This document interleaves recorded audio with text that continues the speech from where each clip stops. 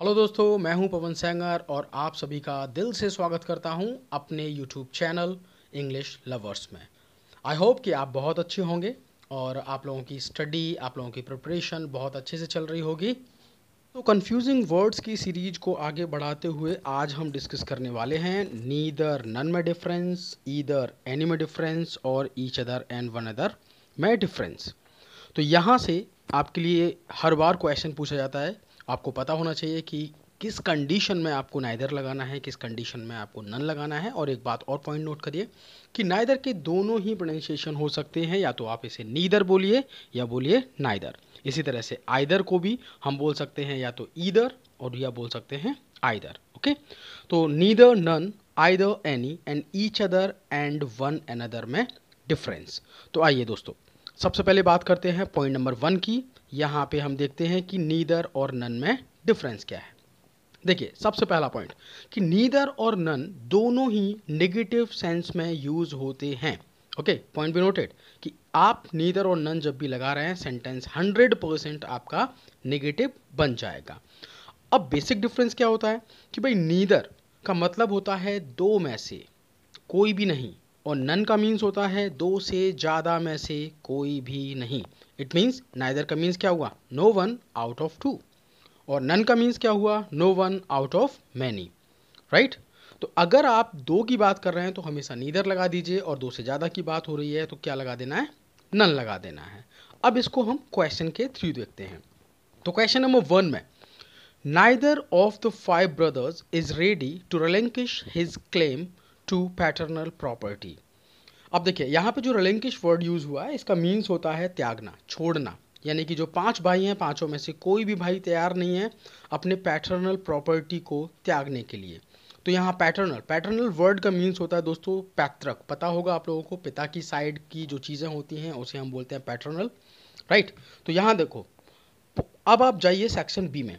Section B में आप note करेंगे कि कितने ब्रदर्स की बात हो रही है, 5 ब्रदर्स। तो 5 ब्रदर्स के लिए दोस्तों आपको नाइदर नहीं लगाना है, क्योंकि नाइदर यूज होता है केवल दो के लिए। तो सेक्शन ए में क्या करना है, नाइदर को रिप्लेस करिए नन के साथ।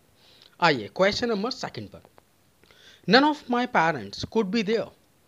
मेरे पेरेंट्स में से कोई भी वहां पर ओके नहीं गया। अब नन ऑफ माई पेरेंट्स, अब ये अंडरस्टूड बात है। यहाँ पे देखिए, कोई भी, जैसे फर्स्ट क्वेश्चन में आपको 5 गिवन है, इस तरह से सेकंड अगर आप जाएंगे, सेकंड क्वेश्चन में आपको कोई भी नंबर गिवन नहीं है। लेकिन दोस्तों अंडरस्टूड वाली बात होगी कि अगर पेरेंट्स की बात की जाए तो पेरेंट्स कितने होंगे, एक आपकी मदर, एक आपके फादर। यानी कि कंसिडर किया जाएगा कि हम दो लोगों की ही यहाँ पे बात कर रहे हैं। तो जब दो लोगों की बात हो रही है तो दोस्तों आप लोगों को क्या कर देना है, पार्ट ए में नन को बना देना है नाइदर।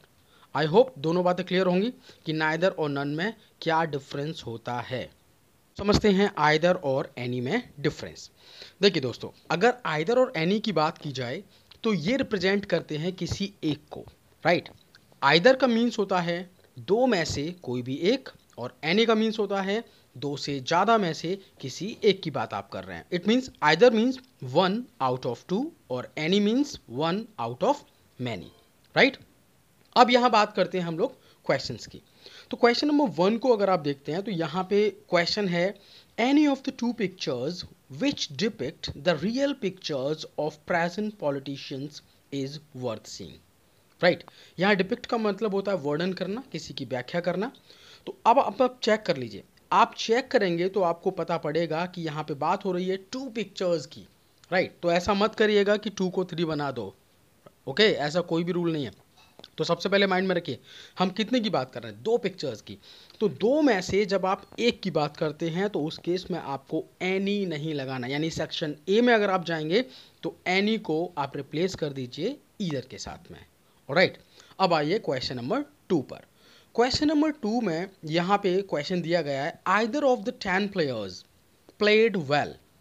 तो अगर हम 10 प्लेयर्स की बात करते हैं तो देखिए, एनी का यूज माइंड में रखिएगा, आइदर दो में से कोई भी एक, एनी दो से ज़्यादा में से कोई भी एक। राइट। तो बात कितने की हो रही है, सेक्शन बी में जाएंगे तो आपको मिल रहा है 10 प्लेयर्स। तो 10 में से एक की बात कर रहे हैं आप, तो इस केस में आपको आइदर को रिप्लेस कर देना है एनी के साथ में। राइट। एक और क्वेश्चन, वन मोर क्वेश्चन, उस पर ध्यान देना। She could not answer either of the 5 questions. अब यहाँ पे देखिए कितने क्वेश्चंस की बात हो रही है, 5 क्वेश्चंस की, राइट। तो 5 में से किसी एक की अगर हम बात करेंगे तो आइदर या एनी, तो आपका आंसर बनने वाला है एनी, राइट। तो सेक्शन सी में आपको कर देना है आइदर को रिप्लेस एनी के साथ में, राइट। आई होप ये सारी चीज़ें दोनों बातें क्लियर होंगी, नाइदर नन में डिफरेंस, आइदर और एनी में डिफरेंस। अब एक दोस्तों एक फैक्ट की बात और कर लेते हैं।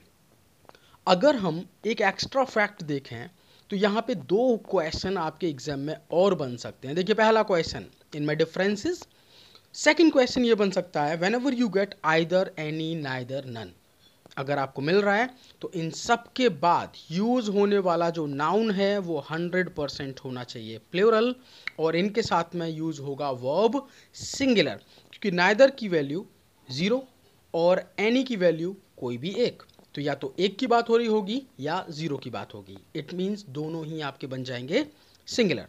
तो एक क्वेश्चन देख लेते हैं, एक मल्टीपल क्वेश्चन देखते हैं जिसमें तीनों चारों चीज़ों को आपको चेक करना पड़ेगा, राइट। अब क्वेश्चन है नन या नाइदर, राइट। नन और नाइदर ऑफ हिज हैंड और hands is and are working properly. Okay, अब देखिए अंडरलाइन सेक्शन, नाइदर नन दोनों में से किसी एक को लेना है, हैंड और हैंड्स दोनों में से एक को लेना है, या इज और आर। तो दोस्तों सबसे पहले हैंड्स, कॉमन सेंस की बात है कि किसी भी ह्यूमन बीइंग के कितने हैंड्स होंगे, 2। तब 2 के लिए आपको नन या नाइदर आपको लगा लेना है आइदर, तो सबसे पहले हम ले लेंगे नाइदर को। अब आप बात करते हैं कि नाउन, अब नाउन की बात करें तो नाउन यहाँ पे है हैंड, तो आपको नाउन हैंड लेना है या हैंड्स, क्योंकि इन सारे वर्ड्स के बाद में नाउन आपका 100% आएगा प्लूरल, तो आपका आंसर बनेगा हैंड्स, राइट। अब आते हैं अगले पॉइंट पर। नेक्स्ट पॉइंट, आपको वर्ब 100% लगाना है दोस्तों सिंगुलर। तो वर्ब आपके पास में इज और आर है, दोनों में से आप सेलेक्ट कर लीजिए कौन सा सिंगुलर है। तो ऑब्वियसली आई होप सबको पता होगा कि इज आपका सिंगुलर है, तो इज आपका करेक्ट हो जाएगा। तो आपका करेक्ट बनेगा neither of his hands is working properly, alright. चलिए दोस्तों अब देखते हैं आज की लास्ट डिफरेंस को ईच अदर और वन अनदर के बीच में। देखिए each other and one another both are used to express the reciprocal relation, ये दिखाता है reciprocal relation को, यानी reciprocal आप कुछ भी कर रहे हैं जो पारस्परिक चीज़ें होती हैं उनको।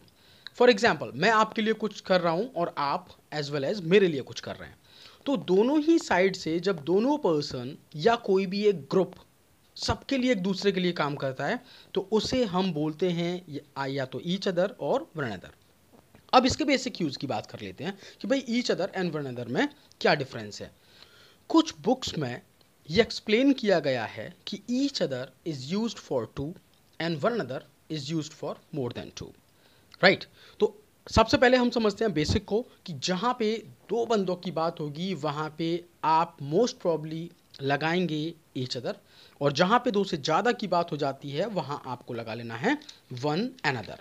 अब एग्जाम्पल के थ्रू इसको समझिएगा।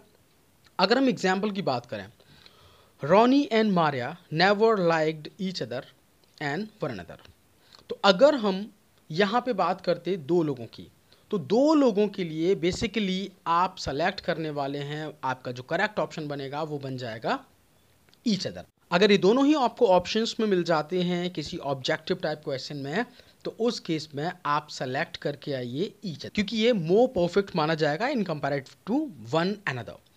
सेकंड क्वेश्चन को चेक करते हैं। 5 sisters were fighting with each other. अब देखो दोस्तों कितने की बात हो रही है, 5 सिस्टर्स। जब 5 सिस्टर्स की आप बात कर रहे हैं तो उस केस में ईच अदर को आप रिप्लेस करेंगे वन अनदर के साथ, क्योंकि 2 से ज़्यादा की बात कर रहे हैं, ऑलराइट दोस्तों। अब इसके अपार्ट फ्रॉम ये तो हुआ बेसिक इन्फॉर्मेशन, अब हम बात करते हैं कुछ एडवांस लेवल की इन्फॉर्मेशन को सम अदर फैक्ट्स के साथ।